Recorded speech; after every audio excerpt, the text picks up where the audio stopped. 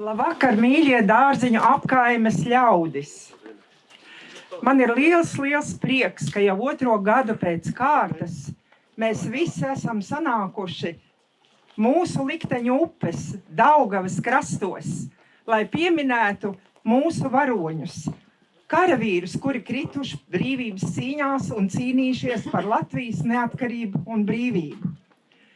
Gan dzīvot Daugavas krastos ir liela privilēģija, un tā ir mūsu apkaimei.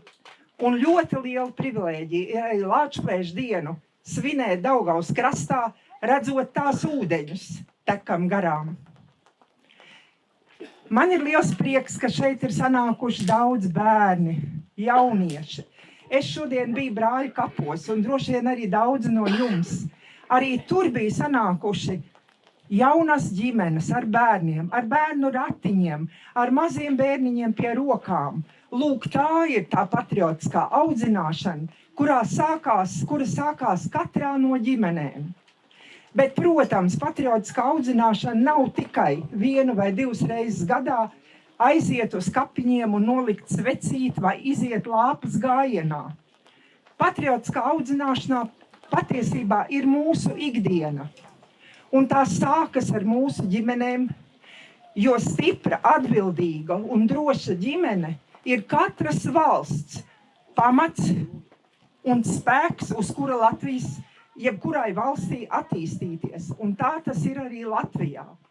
Patriotisms ir bērniem labi mācoties skolā, jo tikai tur iegūstot zināšanas un kļūstot par lojāliem un gudriem savas valsts pilsoņiem, viņi var savu valsti stiprināt. Patriotisms ir dziedāt koros un likt skanēt latviešu dziesmām pasaules koncertzālēs un likt pasaules publikai aplaudēt pirmajām vietām mūsu skaistajiem koriem. Patriotisms ir likt mūsu sportistiem skanēt Latvijas himnai pasaules sporta zālēs. Patriotisms ir sagaidīt mūsu varoņus, basketbolistus, hokejistus pie brīvības pieminekļa. Un kā rodas patriotisms? Patriotisms rodas tad, kad ir entuziasms, kad ir iedvesma, kad ir prieks. Izmantojot arī šo dienu, es gribu pateikties visiem apkaimes cilvēkiem, kuri ir iesaistījušies apkaimes attīstībā un arī veicinājuši mūsu projektu uzvaras 4 gados pēc kārtas, pat iegūstot godalgotās vietas. Un tagad es pavisam īsi atkāpu mazu vēsturisku, jo jauniešiem varbūt mazliet par maz māca Latvijas vēsturi skolās. Mums, kas beidzām vēstures fakultāti padomu laikā, Latvijas vēsture bija viens niecīgs neliels kurs. Vairāk mācīja Romas vēsturi, jauno laiku vēsturi, pasaules vēsturi, bet Latvijas vēsturē vienmēr bija diezgan maz uzmanības veltīts. Un es pieļauju, ka arī jauniešiem brīžam atnākot vai lāpu gājienā, vai noliekot svecītes, citreiz pat īsti nav sapratni par to, kas tad tie ir īsti par svētkiem. Un es tagad varbūt pāris vārdos atgādināšu, tīpaši jauniešiem. Ir 1918. gads, 18. novembris, kad uz Pirmā pasaules kara drupām tiek dibināta Latvijas valsts. Centrālajā Eiropā un Austrum Eiropā izveidojušās ir jau vairākas valsts. Somija pirms mums jau 17. gadā, pirms mums arī Lietuvas un Igaunijas valsts. Bet Latvijas valsts vēl ir ļoti, ļoti trauslā brīvības situācijā, jo Vācijas karaspēks vēl ir palicis praktiski visā Latvijas teritorijā. Vēl ir priekšā varonīgās Cēsu kaujas, Juglas kaujas, Strazdu muižas, Pamiers, ar kuru ir jāiet no Latvijas teritorijas projām vācu karaspēkam. Taču Vācijai un arī lielinieku Krievijai ir citi plāni. Viņiem Latvijas neatkarība traucē. Un viņi slepeni vienojās, ka oktobra sākumā, apvienojoties vācu karaspēkam, ģenerāļa Fondergolca un krievu avantūrista Pāvele Bermonta vadībā, uzbruks Rīgai. Un tas arī tiek realizēts. 8. oktobra rītā, 8 no rīta, Vācu un Krievu apvienotais karaspēks no Pārdaugavas puses pa 3 ceļiem uzbruka Rīgai. Karavīru Latvijā, salīdzinoši ar viņiem, ir maz. Bet vai tas ir šķērslis tam, lai Latvijas karavīri aizstāvētu savu dzimto pilsētu? Protams, nē. Un cēlās kājās, sākot no 14 gadu vecuma jauniešiem līdz pat sirmiem vīriem. Visiem tika izdalīts pieticīgās šautenes, un visi cēlās savas pilsētas aizsardzībai.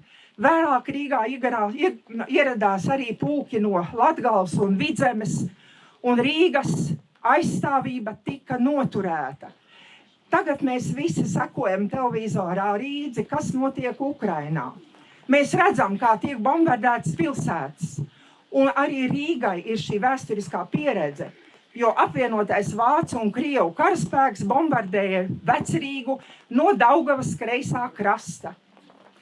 Bet veselu mēnesi ilga cīņas par Rīgu, bet palīdzot sabiedrotajiem, bruņotajiem spēkiem, Britu un Franču kuģiem, kuri stāvēja Daugavas grīvā, kuri piesedz Latvijas kareivis ar artilērijas uguni no saviem kuģiem, latvieši spēja padzīt Bermonta un Fondelgolca karaspēku no Rīgas. Un tas jau vairs bija tikai laika jautājums, lai viņu padzītu no visas Latvijas.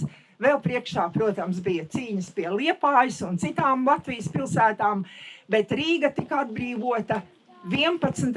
novembrī, tieši šodien, pirms 104 gadiem. Un šo dienu nosauc par Lāčplēša dienu, pateicoties Pumpura eposa Lāčplēša varonim, Lāčplēsim, kurš cīnījās ar melno bruņinieku Daugavas krastā, jo šie puiši cīnījās kā Lāčplēši un cīnījās arī viņu meitenes. Jo, piemēram, Latvijas biedrības navā bija atvērta virtuve, kurā meitenes pat zem lielgabala zalvēm gatavoja karavīriem pusdienas, un uz fronti, uz Pierīgu tika nests silts ēdiens. Un tā vienu gadu vēlāk, 1920. gada 11. novembrī tika pasniegti pirmie Lāčplēša kara ordeņi. Pirmie tika pasniegti 288 kareiviem. Un ordeņus pasniedz līdz 1928. gadam, jo tad uzskatīja, ka pietiekoši laiks ir 8 gadi, lai apzinātu visus varoņus, kas ir to pelnījuši. Un kopumā pasniedza 2146 ordeņus. Tā skaitā 322 ordeņus ārzemju sabiedrotajiem, kuri palīdzēja uzvarēt ienaidnieku. Taču pienāca Otrais pasaules karš, un Lāčplēša dienu aizliedza svinēt. 1939. gadā bija pēdējā reize, kad pirms kara tika svinēta Lāčplēša diena. Viss okupācijas laiks un atjaunojās Lāčplēša dienas svinības 1988. gadā, kad Rīgas pils svētā gara turnī tika uzvilkts sarkanbalts-sarkanais Latvijas karogs. Un no šīs dienas arī tiek aizdegtas svecītes pie Rīgas pils mūriem. Lāčplēša diena ir pārlaicīgi svētki.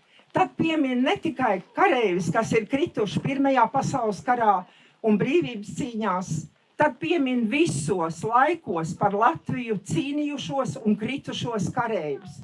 Un šodien arī mēs visi iesim uz Kapsielu kapiņiem, kas atrodas mūsu apkaimē, un arī tur ir guldīti mūsu varoņi, kuri ir krituši Dolas salā un Daugmales krastos. Lai Dievs svētī Latviju un lai mūžam ir brīvas Latvijas debesis.